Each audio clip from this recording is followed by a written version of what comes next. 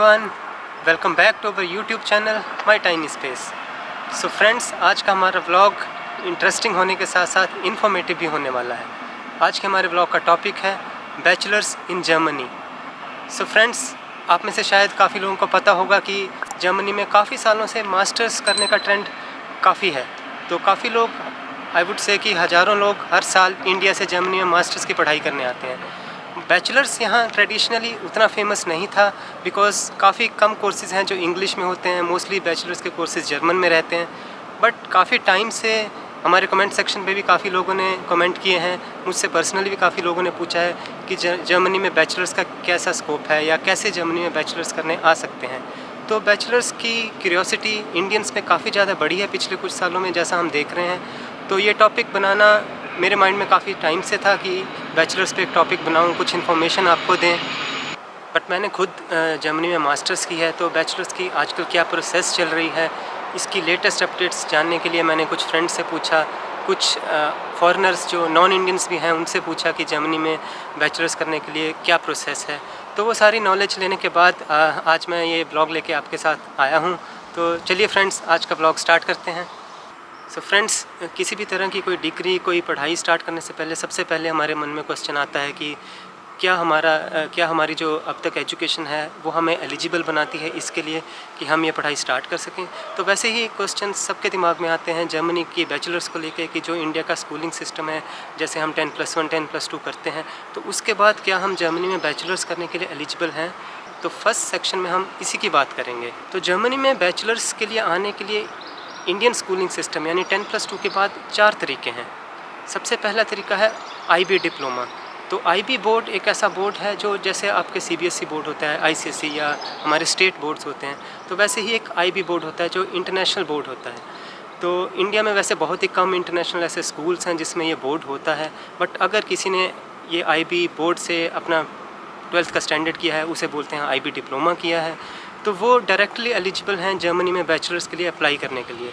लेकिन जैसा मैंने बोला कि इंडिया में बहुत ही कम स्कूल्स हैं जो IB बोर्ड से एफिलिएटेड हैं, तो आई वुड से कि ये ऑप्शन बहुत ही कम लोगों के लिए एप्लीकेबल है। तो इस ऑप्शन के बारे में हम ज़्यादा डिटेल में बात नहीं करेंगे, but just as an information ये एक ऑप्शन है कि अगर आपने IB से डिप्लोमा या 12th स्टैंडर्ड किया है तो आप जर्मनी में डायरेक्टली बैचलर्स अप्लाई कर सकते हैं। सेकंड ऑप्शन इंडियन स्टूडेंट्स के लिए है IIT JEE एडवांस्ड।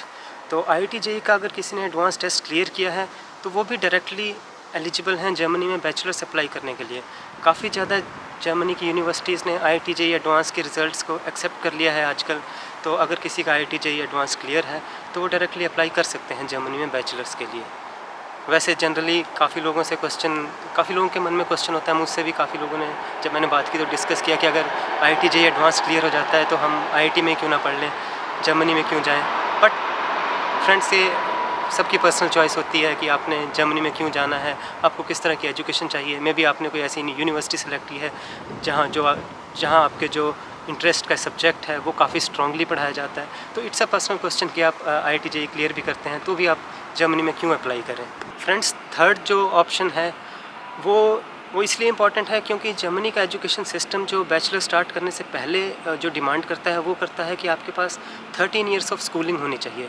बट हमारे इंडिया में हमारी 12 ईयर्स ऑफ स्कूलिंग होती है। नेचुरली आप नर्सरी को इंक्लूड नहीं करेंगे, तो 12 ईयर्स ऑफ स्कूलिंग के साथ आप डायरेक्टली एलिजिबल नहीं हैं जर्मनी में बैचलर स्टार्ट करने के लिए। तो एक ऑप्शन स्टूडेंट्स को ये दिया गया है कि अगर आप इंडिया में बैचलर्स का फर्स्ट ईयर कर लेते हैं उस सब्जेक्ट में जिस सब्जेक्ट में आपको जर्मनी में बैचलर्स करना है, तो अपनी बैचलर्स का फर्स्ट ईयर करने के बाद आप एलिजिबल हो जाते हैं जर्मनी में बैचलर्स की स्टडीज़ को अप्लाई करने के लिए। तो जस्ट आप अपना बैचलर्स अगर इंडिया से करते हैं, आपको यूनिवर्सिटी का लीविंग सर्टिफिकेट चाहिए और बाकी सारे डॉक्यूमेंट्स लेके आप डायरेक्टली अप्लाई कर सकते हैं। तो फ्रेंड्स, फोर्थ और फाइनल वे है जर्मनी में बैचलर स्टार्ट करने का स्टूडेंट-कोलीग। अगर आप जर्मनी की वेबसाइट्स पे देखेंगे तो इसे प्रेपरेटरी या फाउंडेशन कोर्स कहा जाता है। तो ये एक ऐसा कोर्स है, ये 1 साल का होता है जिसमें 2 सेमेस्टर्स होते हैं। तो एक ऐसा कोर्स होता है जिसमें आपको जर्मनी में पढ़ाई के लिए प्रिपेयर किया जाता है। आपको जर्मन लैंग्वेज में वो सब्जेक्ट्स पढ़ाए जाते हैं जो आपने आगे अपने बैचलर्स में पढ़ने हैं, और इसी के साथ साथ आपको जर्मन लैंग्वेज में भी ट्रेन किया जाता है। तो ये 1 साल की पढ़ाई जो होती है ये सिर्फ एक पढ़ाई ही नहीं होती है। एक्चुअली एक तरह से आपको जर्मन कल्चर के साथ यूज़ टू किया जाता है, आपको उसके हैबिचुअल बनाया जाता है कि आपके जो नेक्स्ट कुछ साल होने वाले हैं उसमें आपकी पढ़ाई का कैसा ट्रेंड रहेगा, उसमें आप किस तरह की पढ़ाई करेंगे, या जर्मनी में किस तरह की पढ़ाई रहती है। तो फ्रेंड्स, ये जो स्टूडेंट कोलीग का वे है, ये मैंने सुना है कि यही बेस्ट और ऑप्टिमल वे है जर्मनी में बैचलर्स की स्टडी स्टार्ट करने का। मैंने अपने कुछ कोलीग से, कुछ नोन से बात की, तो सब ने यही बताया कि इसमें आपको एक बहुत अच्छा अपॉर्चुनिटी मिलती है ये आइडिया लेने का कि आपकी आगे की पढ़ाई कैसे होने वाली है। क्योंकि जैसे हम इंडिया से आते हैं फॉर एग्जांपल, तो हमारा एजुकेशन सिस्टम काफ़ी अलग हो सकता है कि जर्मनी में किस तरह पढ़ाई होती है, इंडिया में कैसे पढ़ाई होती है। तो इससे काफ़ी आपको एक आइडिया मिल जाता है, प्रिपेयर हो जाते हैं कि आपकी पढ़ाई किस तरह से होने वाली है, या आपके नेक्स्ट कुछ साल किस कल्चर से गुजरने वाले हैं। तो अब स्टूडेंट कोलीग के बारे में ही थोड़ा डिटेल में बात करते हैं। तो स्टूडेंट कोलीग 2 टाइप्स की होती हैं। ये पब्लिक यूनिवर्सिटीज़ में भी होती हैं, प्राइवेट यूनिवर्सिटीज़ में भी होती हैं। तो प्राइवेट यूनिवर्सिटीज़ में जनरली ये पेड होती हैं, पब्लिक यूनिवर्सिटीज़ में ऑलमोस्ट फ्री होती हैं। आपसे सिर्फ सेमेस्टर चार्जेस लिए जाएंगे जो आई थिंक 300 to 500 यूरोज़ होंगे, और उसी में आपकी सेमेस्टर की टिकट भी होगी जो आपको रीजनल ट्रांसपोर्ट भी अवेलेबल करवाएगी। तो इट्स लाइक ऑलमोस्ट फ्री आपको student colleague in public universities मिलती है। स्टूडेंट कोलीग्स की डिफरेंट स्ट्रीम्स होती हैं। दैट मीन्स कि आपने जिस सब्जेक्ट में बैचलर्स करनी है, आपको उसी सब्जेक्ट में स्टूडेंट कोलीग कराई जाती है। तो जैसे फॉर एग्जांपल टी कोर्स बोलते हैं टेक्निकल स्टूडेंट इन कोलीग को। तो जैसे टेक्निकल साइड मीन्स आपको physics, chemistry, mathematics plus informatics जैसे कि कंप्यूटर साइंसेज या इंजीनियरिंग साइड आपको जाना है, तो आपको टी कोर्स में एडमिशन लेना है। और एम मीन्स मेडिसिन, तो अगर आपको मेडिसिन, बायोलॉजी, फार्मास्यूटिकल ऐसे किसी सेक्टर में अपनी बैचलर्स करनी है तो आपको एम कोर्स करना है। वैसे ही नेक्स्ट कोर्स होता है डब्ल्यू कोर्स। तो दैट मीन्स कि अगर आपको इकोनॉमिक्स, बिजनेस रिलेटेड कोई बैचलर्स की स्टडीज़ करनी है तो आपको डब्ल्यू कोर्स में एडमिशन लेना है। और लास्ट एक और कोर्स होता है जी कोर्स। जी कोर्स होता है फॉर लैंग्वेजेस, कि अगर किसी को फॉरेन लैंग्वेजेस में स्टडीज़ करनी है तो वो जी कोर्स में एडमिशन ले सकता है। अब क्वेश्चन ये आता है कि स्टूडेंट कोलीग्स अप्लाई कैसे करते हैं। स्टूडेंट कोलीग, अगर आपने प्राइवेट स्टूडेंट कोलीग में एडमिशन लेना है तो आप डायरेक्टली प्राइवेट स्टूडेंट कोलीग में अप्लाई कर सकते हैं। डायरेक्टली अपने डॉक्यूमेंट्स या जो भी टेस्ट होता है स्टूडेंट कोलीग का, उसके लिए डायरेक्टली अप्लाई कर सकते हैं। बट पब्लिक यूनिवर्सिटीज़ में मोस्टली, वैसे तो हमेशा ही यूनिवर्सिटी टू यूनिवर्सिटी डिपेंड करता है कि उनका क्या एप्लीकेशन प्रोसेस है, बट मोस्टली पब्लिक यूनिवर्सिटीज़ में आप डायरेक्टली स्टूडेंट कोलीग में अप्लाई नहीं करते। आप अप्लाई करते हैं बैचलर्स के कोर्स में। तो जैसे ही आप बैचलर्स के कोर्स में अप्लाई करते हैं, अपने सारे डॉक्यूमेंट्स, जो भी उनको स्टेटमेंट ऑफ पर्पस चाहिए, या जो भी आपके स्कूल लिविंग सर्टिफिकेट्स हैं, आपके ग्रेजुएशन सर्टिफिकेट्स हैं, जो भी हैं आपके पास, आप उनको सेंड करते हैं। वो आपका एप्लीकेशन पूरी तरह देखते हैं, आपकी एलिजिबिलिटी कंसिडर करते हैं।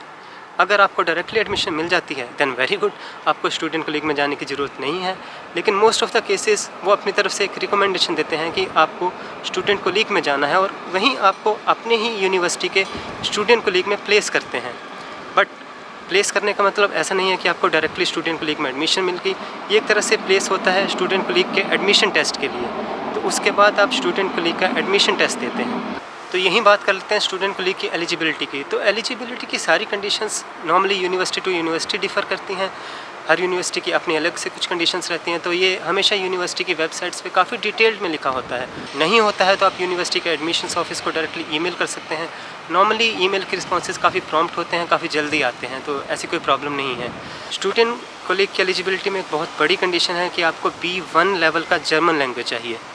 बट जनरली जैसा मैंने कुछ स्टूडेंट से बात की तो उन्होंने कहा कि B2 हो तो ज़्यादा अच्छा है, बिकॉज़ आपको यहाँ पे आके जर्मन लैंग्वेज में सब्जेक्ट्स पढ़ाए जाएंगे। जर्मन लैंग्वेज डेफिनेटली पढ़ाई जाएगी, बट आपके लिए पिकअप करना इजी होगा अगर आप ऑलरेडी B2 कर चुके हैं। बट अगर हम सिर्फ एलिजिबिलिटी की बात करें तो जनरली स्टूडेंट कोलीग की एलिजिबिलिटी B1 है। तो अगर आपके पास B1 लेवल का सर्टिफिकेट है जर्मन लैंग्वेज का, तो आप स्टूडेंट कोलीग में अप्लाई कर सकते हैं। आपको स्टूडेंट कोलीग्स में एडमिशन मिल गया, आपने 2 सेमेस्टर्स की यहाँ पढ़ाई कर ली, आपने जर्मन की पढ़ाई कर ली। नेक्स्ट आता है सबसे इम्पॉर्टेंट पार्ट। स्टूडेंट कोलीग के एंड में आपका एक टेस्ट होता है, जिसे अगर आप साइट्स पे देखेंगे तो उसे कहा जाता है FSP, जिसे बोलते हैं फेस्टस्टेलुंग्सप्रूफुंग। तो इस टेस्ट को क्लियर करके आप उस यूनिवर्सिटी में एडमिशन ले सकते हैं जिसमें आपने ओरिजिनली बैचलर्स के लिए अप्लाई किया था। तो यहाँ एक और इम्पॉर्टेंट बात समझने की है कि हर यूनिवर्सिटी का अपना स्टूडेंट कोलीग नहीं होता। तो कई बार यूनिवर्सिटीज़ के ग्रुप्स होते हैं, तो जब आप बैचलर्स अप्लाई करते हैं, फॉर एग्जांपल फ्रैंकफर्ट के पास एक सिटी है गीज़न, तो आपने गीज़न में बैचलर्स अप्लाई किया, तो ऐसा भी हो सकता है कि गीज़न की यूनिवर्सिटी आपको फ्रैंकफर्ट के स्टूडेंट कोलीग में प्लेस करे, कि आप फ्रैंकफर्ट के स्टूडेंट कोलीग में 1 साल पार्ट लें, और जब भी आपको कोई पब्लिक यूनिवर्सिटी खुद से स्टूडेंट कोलीग में प्लेस करती है, ये भी बहुत इंपॉर्टेंट पॉइंट है फ्रेंड्स, तो आपके पास एक गारंटी होती है कि आप जब स्टूडेंट कोलीग का टेस्ट क्लियर करते हैं तो आपकी डेफिनेटली उस यूनिवर्सिटी में एडमिशन हो जाएगी। आई मीन डेफिनेटली का मतलब ऑब्वियसली 100% नहीं है, कुछ ऐसे क्राइटेरियाज हो सकते हैं कि मे बी वीज़ा कंडीशन से ऐसा कुछ कि आपको एडमिशन ना मिले, बट आई वुड से कि ऑलमोस्ट आपके पास एक गारंटी है कि अगर आप अपना स्टूडेंट कोलीग क्लियर करते हैं तो उस यूनिवर्सिटी में आपको एडमिशन मिल जाएगी जिसने आपको ओरिजिनली स्टूडेंट कोलीग में प्लेस किया है। बट हाँ, एक और इम्पॉर्टेंट पॉइंट, अगर आप किसी यूनिवर्सिटी से स्टूडेंट कोलीग करते हैं और आपको किसी यूनिवर्सिटी ने वहाँ प्लेस किया है, तो आप सिर्फ उसी यूनिवर्सिटी में अप्लाई नहीं कर सकते आफ्टर स्टूडेंट कोलीग जिसने आपको ओरिजिनल प्लेस किया था। ये बहुत अच्छी बात है कि मुझे काफ़ी अच्छा लगा कि सुन के कि आप स्टूडेंट कोलीग का टेस्ट क्लियर करके आप जर्मनी में किसी भी यूनिवर्सिटी में अप्लाई कर सकते हैं, क्योंकि आपके पास एक सर्टिफिकेट होगा कि आपने स्टूडेंट कोलीग क्लियर किया है। तो फॉर एग्जांपल आपको यूनिवर्सिटी ऑफ बॉन में पढ़ना है, तो बॉन एक्चुअली एक ऐसी स्टेट में आता है जहाँ पब्लिक स्टूडेंट कोलीग नहीं है। तो फॉर एग्जांपल आपने फ्रैंकफर्ट से स्टूडेंट कोलीग क्लियर किया, जहाँ कि आपने पब्लिक यूनिवर्सिटी में स्टूडेंट कोलीग किया, आप ऑलमोस्ट फ्री में आपने 1 साल पढ़ाई की। आपने जब स्टूडेंट कोलीग्स का टेस्ट दिया, आपने क्लियर किया, उसके बाद आप एलिजिबल हैं कि आप बॉन में भी अप्लाई कर सकते हैं। ज़रूरी नहीं कि आप फ्रैंकफर्ट की ही यूनिवर्सिटी में अप्लाई करें। तो ये काफ़ी इंपॉर्टेंट पॉइंट है, काफ़ी अच्छा पॉइंट है। लेकिन साथ ही साथ आपको एक गारंटी भी उस यूनिवर्सिटी से मिली हुई है जिसने आपको ओरिजिनली स्टूडेंट कोलीग्स में प्लेस किया है। जैसा आप देख रहे हैं हम अंदर आ गए क्योंकि हमारे कैमरा की बैटरी ख़त्म हो गई थी, तो अभी हमने चार्ज किया है और ये ब्लॉग फिर से कंटिन्यू करते हैं। तो हम स्टूडेंट कोलीग्स की बात कर रहे थे, तो स्टूडेंट कोलीग वैसे ही काफ़ी ब्रॉड टॉपिक है, तो उसके लिए उसका एक ब्लॉग में कवर करना उसको काफ़ी मुश्किल है। तो आप कमेंट सेक्शन में आपको स्टूडेंट कोलीग्स के लेके कोई भी क्वेश्चन हो, आप उसे कमेंट सेक्शन में पूछ सकते हैं और हम ट्राई करेंगे अपनी नॉलेज के अकॉर्डिंग उसको बेस्ट आंसर करने का। और फॉर मोर इन्फॉर्मेशन studentcolleagues.de एक वेबसाइट है, तो आप उस वेबसाइट पे जा सकते हैं और ये वेबसाइट काफ़ी अच्छी है। इस पे सारी यूनिवर्सिटीज़ लिस्टेड हैं जो भी जर्मनी में स्टूडेंट एंड कोलीग प्रोवाइड करती हैं, और काफ़ी इन्फॉर्मेशन किस तरह की स्टूडेंट कोलीग होती है, क्या क्या कोर्सेज़ होते हैं स्टूडेंट कोलीग्स में, किस किस सब्जेक्ट्स में, इस वेबसाइट पे काफ़ी कुछ अवेलेबल है। तो आप इस वेबसाइट पे जाके स्टूडेंट कोलीग पे अपनी रिसर्च कर सकते हैं। और अगर हम बैचलर्स की स्टडीज़ के लिए रिसर्च की बात करें तो सबसे अच्छा सोर्स है वेबसाइट daad.de, daad.de, जो अभी आपको स्क्रीन पे भी दिख रही है। तो इस वेबसाइट में जर्मनी की एजुकेशन को रिलेटेड ऑलमोस्ट सब कुछ है, कैसी स्कॉलरशिप्स यहाँ होती हैं, किस तरह के प्रोग्राम्स यहाँ होते हैं, सारे प्रोग्राम्स इस पे लिस्टेड हैं। तो आप इस पे अगर आपने फॉर एग्जांपल इंग्लिश में बैचलर्स ढूंढ के सर्च करनी है तो आप इस पे सर्च कर सकते हैं कि कहाँ कहाँ इंग्लिश में बैचलर्स अवेलेबल है। ये बहुत ही अच्छा सोर्स है आपको जर्मनी की एजुकेशन के बारे में रिसर्च करने के लिए। डार्ट की वेबसाइट पे ही आपको एक और लिंक मिलेगा ranking.zeit.de करके, और इस लिंक पे जाके आप ये देख सकते हैं कि कौन सी यूनिवर्सिटीज़ किस सब्जेक्ट में किस तरह से रैंक्ड हैं, किस सब्जेक्ट में कौन सी यूनिवर्सिटी अच्छी है। वैसे जनरली कहा जाता है कि जर्मनी की जो भी टॉप 15-20 पब्लिक यूनिवर्सिटीज़ हैं उनके एजुकेशन के स्टैंडर्ड में कोई ज़्यादा फ़र्क नहीं है, जिसे हम हिंदी में बोलते हैं 19-20 का फ़र्क। तो वैसा ही होता है, कोई यूनिवर्सिटी किसी सब्जेक्ट में स्ट्रॉन्ग तो कोई किसी सब्जेक्ट में स्ट्रॉन्ग, बट इतना ज़्यादा फ़र्क नहीं होता। तो अगर आपको जर्मनी की टॉप 15 या 20 पब्लिक यूनिवर्सिटीज़ में किसी में भी एडमिशन मिलती है तो आई डोंट थिंक कि वो आपको किसी वजह से उसको रिजेक्ट करना चाहिए। इसके अलावा एप्लीकेशन प्रोसेस को जानने के लिए uni.assist.de भी एक वेबसाइट है। uni.assist एक्चुअली यूनिवर्सिटीज़ को हेल्प करते हैं आपकी एप्लीकेशन यूनिवर्सिटी तक पहुंचाने में। तो ये एक तरह से वेबसाइट है जहां आप अपने डॉक्यूमेंट्स अपलोड कर सकते हैं। कुछ यूनिवर्सिटीज़ uni.assist.de के साथ एफिलिएटेड हैं, उनकी वेबसाइट पे लिखा हुआ है कि अगर आपने हमारी यूनिवर्सिटी में अप्लाई करना है तो आप uni.assist से अप्लाई कर सकते हैं। कुछ यूनिवर्सिटीज़ डायरेक्ट एप्लीकेशन एक्सेप्ट करती हैं, तो ये यूनिवर्सिटी टू यूनिवर्सिटी डिपेंड करता है। बट uni.assist की वेबसाइट की आपको काफ़ी ज़्यादा नॉलेज मिल जाएगी कि आपको किस तरह अप्लाई करना है, आप एलिजिबल हैं, आपको स्टूडेंट को लीक करना पड़ेगा। तो ये सारी इन्फॉर्मेशन आपको uni.assist.de पे भी मिल जाएगी। तो ये भी एक बहुत अच्छा सोर्स है आपको सारी प्रोसेस के बारे में जानने का। तो फ्रेंड्स, ट्रेडिशनली इंडिया से students UK, US, Canada, Australia जाते रहे हैं हमेशा अपनी मास्टर्स और इवन बैचलर्स करने के लिए। बट पिछले कुछ सालों से जर्मनी भी एजुकेशन का एक काफ़ी अपकमिंग हब बन गया है और इंडिया से भी काफ़ी स्टूडेंट्स बैचलर्स करने जर्मनी आ रहे हैं। इसके कई रीज़न हैं, क्योंकि जर्मनी की क्वालिटी ऑफ एजुकेशन को सिर्फ यूरोप या जर्मनी के अंदर ही नहीं, पूरे वर्ल्ड में काफ़ी रेप्यूटेड माना जाता है। काफ़ी अच्छी रेपुटेशन है जर्मनी की एजुकेशन की। और एक और प्लस पॉइंट जर्मनी का जो मे बी USA और कनाडा से जर्मनी को थोड़ा पॉजिटिव पॉइंट देता है, वो है कि जर्मनी और इंडिया की जो ट्रैवल डिस्टेंस है वो कम है। आप 8 से 10 घंटे में इंडिया से जर्मनी आ सकते हैं। तो बैचलर्स के टाइम अगर किसी को ऐसा लगता है कि वो इंडिया ट्रैवल कर सकें ड्यूरिंग देयर बैचलर्स, तो आई थिंक जर्मनी काफ़ी अच्छी ऑप्शन हो सकती है, क्योंकि ट्रैवल डिस्टेंस इतना ज़्यादा नहीं है। और जो लास्ट और काफ़ी इंपॉर्टेंट प्लस पॉइंट है यहाँ की एजुकेशन की फ़ी, जो कि आज भी काफ़ी यूनिवर्सिटीज़ में, जो भी पब्लिक यूनिवर्सिटीज़ हैं, वो ऑलमोस्ट फ्री है। जैसे मैंने पहले ही बताया कि सिर्फ सेमेस्टर की कुछ फ़ीस लगती है 300 to 500 यूरोज़। तो ये कुछ प्लस पॉइंट हैं जो जर्मनी को आजकल काफ़ी पॉपुलर बना रहे हैं स्टूडेंट्स के बीच में। तो इसीलिए इस ब्लॉग के थ्रू हमारी कोशिश है कि आपको जर्मनी की बैचलर की प्रोसेस से थोड़ा इंट्रोड्यूस करा जाए।